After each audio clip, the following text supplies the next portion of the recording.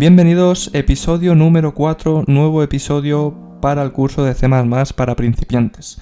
Anteriormente lo que hemos visto han sido las estructuras condicionales con la palabra reservada if y lo que son los datos de entrada y salida por consola. Lo que vamos a ver en este episodio van a ser las estructuras iterativas. ¿Y qué es una estructura iterativa? Pues es lo mismo que un bucle. ¿Y qué es un bucle? Un bucle al final es un trozo de código que se va repitiendo un número de iteraciones que nosotros le indicamos a lo que es la condición, a lo que es la estructura. Existen tres tipos de bucles. Vamos a empezar por el bucle for, vamos a continuar por el bucle while y vamos a acabar por el do while. Y así vemos un poco las diferencias entre estos tres tipos de bucles.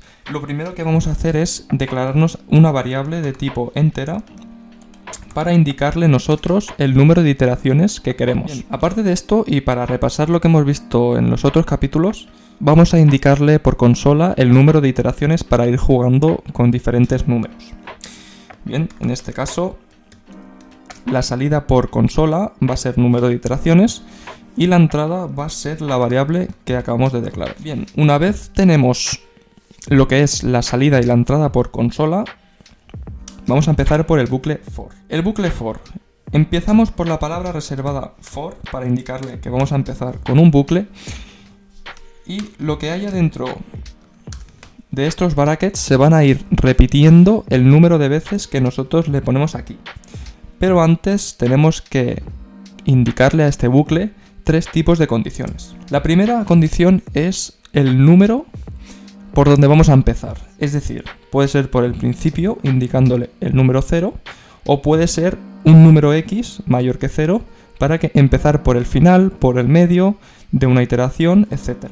Básicamente va a ser por donde a nosotros nos interese. En este caso lo que vamos a hacer es declararnos una variable de tipo entero que se llame i y decirle aquí en la primera condición que empiece por el número 0, porque lo que vamos a hacer es que empiece por el principio. ¿Vale? Esto se puede declarar así, pero también lo podemos hacer en la misma línea y así te ahorras una línea y el código queda más limpio. ¿Vale? Para la primera condición al final hay que meterle un punto y coma. La segunda condición es una comparativa entre la iteración actual en la que nos encontramos junto a la que nosotros hemos escrito por consola. En este caso podemos decir que mientras esta i sea menor que esta iteración, pues que se ejecute el bucle. En este caso, que la i sea menor que la iteración que nosotros hemos escrito por consola. Esta también puede ser inversa o puede ser igual, etc. Al final es la condición que nos interese a nosotros. En este caso, para ver un ejemplo, vamos a hacer que esta i sea menor que el número de iteración que nosotros hemos puesto por consola, el número de veces que queremos que se repita el bucle for. ¿Vale? Para finalizar esta condición, lo mismo que la anterior, le ponemos un punto y coma. Y bien, la última condición va a ser el incremental o el decremental, lo que nos convenga. En este caso vamos a indicarle que una vez se ejecute una vez el bucle, al final incremente la i. ¿Vale? Esto, el más lo que va a hacer es incrementar de 1 en 1 y aquí lo que va a hacer es decrementar de 1 en 1. Bien, lo que nos interesa ahora es que incremente y vamos a escribir por consola el número de iteración actual. Vamos a ver el comportamiento del bucle for. Lo primero que vamos a hacer va a ser introducir por consola el número de iteraciones que queremos. Vamos a hacer un ejemplo simple con un número, con el 5. Como veis, el cout, la salida por consola, se ejecuta 5 veces, pero empieza por el número 0. ¿Por qué? Aquí en el bucle for le estamos indicando que empiece por el número 0. Por lo tanto, lo primero que va a hacer el bucle va a ser salir por consola iteration.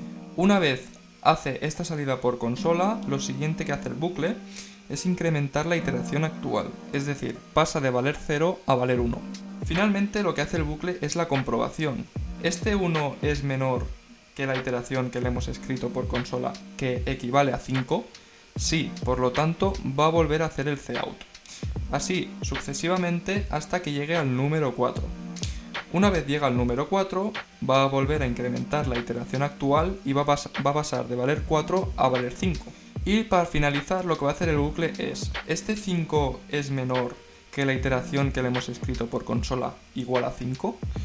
Como 5 no es menor a 5, no hace la ejecución número 5 aquí en la iteración, por lo tanto el bucle sale y continúa el código. Acabamos de ver un ejemplo de un bucle incremental, pero también existen los bucles decrementales, por lo tanto vamos a ver un ejemplo para ver las comparativas. Lo que le hemos indicado al bucle es que empiece por el número 10 y que esta iteración siempre tiene que ser mayor al número de iteraciones que nosotros le escribimos por consola.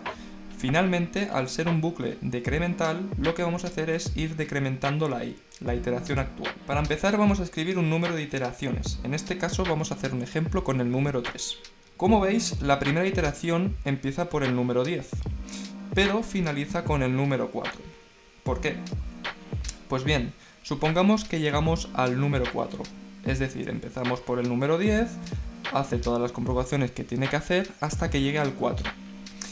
Esta i, cuando valga 4, va a hacer la impresión por consola, va a imprimir la iteración. Una vez imprime la iteración, decrementa la i y pasa de valer 4 a valer 3. Finalmente, el bucle vuelve a comparar. ¿Este 3 es mayor al número 3 que nosotros le hemos escrito por consola? Pues no, por eso la iteración acaba por el número 4 y el número 3 no lo imprime nunca. Podemos volver a hacer la comparativa cuando la i es mayor o igual al número de iteraciones que nosotros le escribimos por consola. Como veis y como en el ejemplo anterior, con el número de iteraciones igual a 3, al tener la condición mayor o igual que el número de iteraciones por consola, esta vez sí que imprime el número 3 porque el 3 sí que es igual a la iteración por consola. Por lo tanto, lo imprime. El siguiente tipo de bucle que vamos a ver va a ser el bucle while. Este se representa por la palabra reservada while, y dentro de los paréntesis van a ir las condiciones, igual que con el bucle for. Posteriormente vamos a agregar los brackets y dentro de estos brackets se va a ejecutar n veces, el número de veces que nosotros decidamos, lo que hay dentro. Vamos a comenzar declarando una variable que va a ser el número de iteración actual en el que nos vamos a encontrar.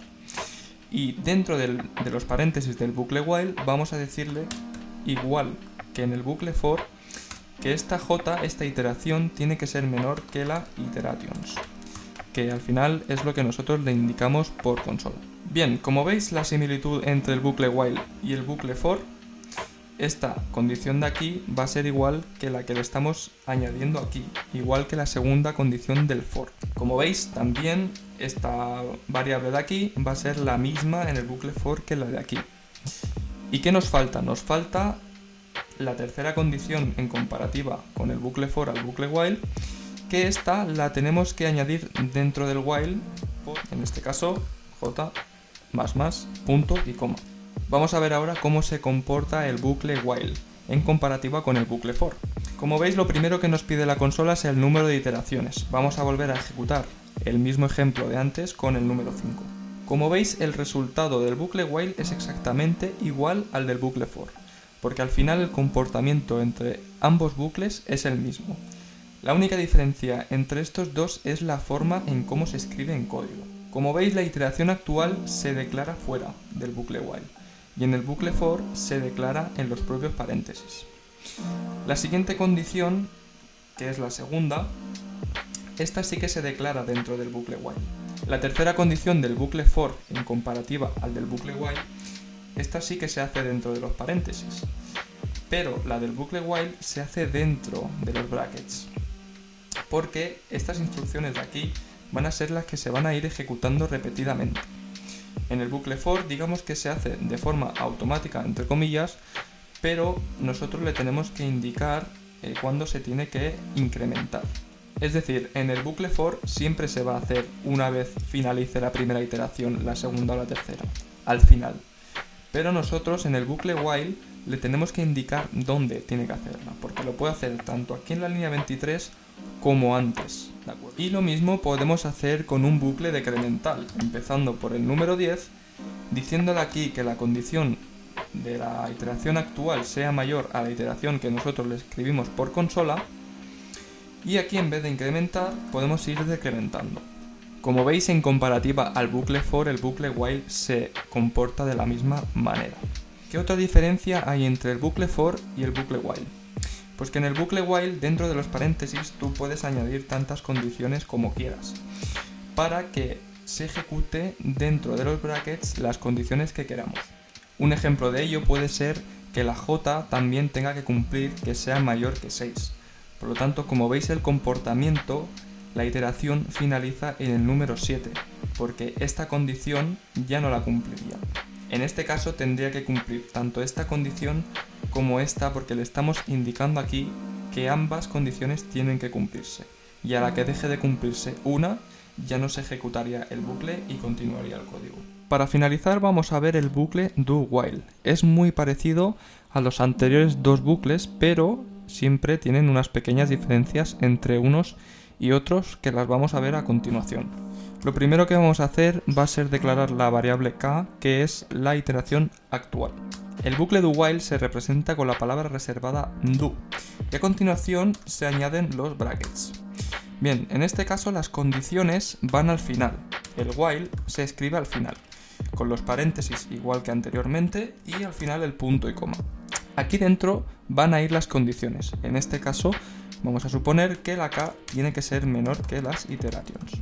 La principal diferencia que vemos entre el do while, el while y el for es que el do while, independientemente de la condición que haya en el while, se va a ejecutar primero las condiciones que hay dentro de los brackets y posteriormente se va a hacer la comprobación.